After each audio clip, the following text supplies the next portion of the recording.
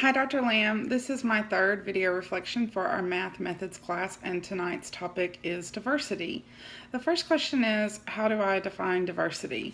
When I think of diversity as like a general big picture concept, I think of things that make us all different and unique. Diversity includes race, religion, gender, and it can also be broken down into where you live, your learning style, your family background, or even where you go to school. As our text points out, another factor that makes us diverse and affects learning is our socioeconomic status. Every person and every student has their own story, and that's what makes us diverse. The second question is, explain how there's diversity in mathematics. Diversity in math is created through the students themselves because each student has a diverse learning style. In Chapter 2 of our text, it talks about teachers treating boys and girls differently in their expectations of learning math, and that many teachers favor boys over girls because they think that boys learn math better than girls. When I was reading the NAEP report, I thought it was interesting that the scores based on gender were not significantly different in 9 and 13-year-olds based on gender from 1973 to 2012, and this just proves that girls can be as good at math as boys. Another thing that our text pointed out is that math is not a concept that you're born knowing. It's a concept that's learned, and everybody, with very few exceptions, has the ability to learn. Teachers need to set high expectations of all students and teach from the premise that everybody can be a great math student. Socioeconomic status is also a way that diversity plays a role in math, and there is a negative correlation between a lower socioeconomic status and learning math. When I was doing a Google search of math and socioeconomic status, I found a study that was done in the spring of 2014 by a lady named Marilis Hernandez. She was an education graduate student, and she did it with 2 colleges in Florida. The purpose of the study was to look at the relationship between middle school students' test scores in Miami-Dade County, Florida, and in correlation with their socioeconomic status and their test scores.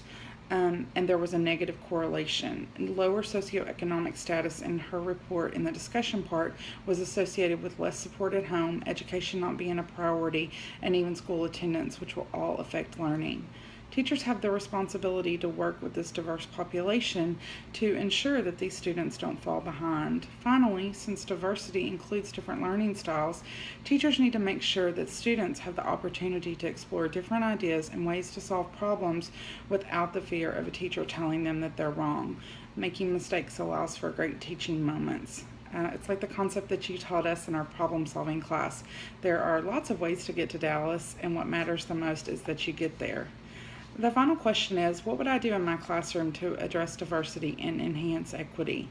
The simple answer to this question, and Chapter 2 of our book talks about it, is that you expect the same thing across the board from every single student.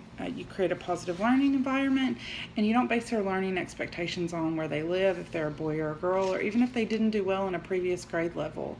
One thing I think that's important to mention, especially when you're talking about diverse learners, is that equity is not always a 50-50 down the middle split. And what I mean by that is that each student has different needs. So while one student might need an additional 15-minute reteach of a topic for algebra, another student might need a more advanced assignment. And it's 2 totally different things, but as long as their individual needs are being met, then equity exists.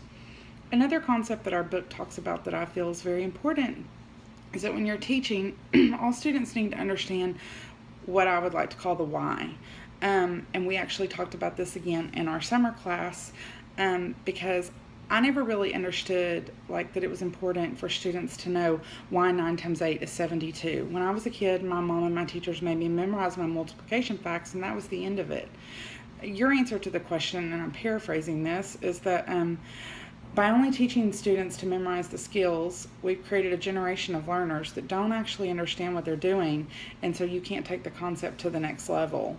Students need to know the why, or the technical term would be the conceptual knowledge. And to bring this all back around to our topic tonight and end this reflection, when you teach every student the why, you allow them to explore ideas at their own pace without the fear of being wrong, or as the book calls it, do what makes sense to you. They construct knowledge as they go, and they use a variety of teaching techniques. Then all students are treated equally, feel respected, and have the opportunity to learn.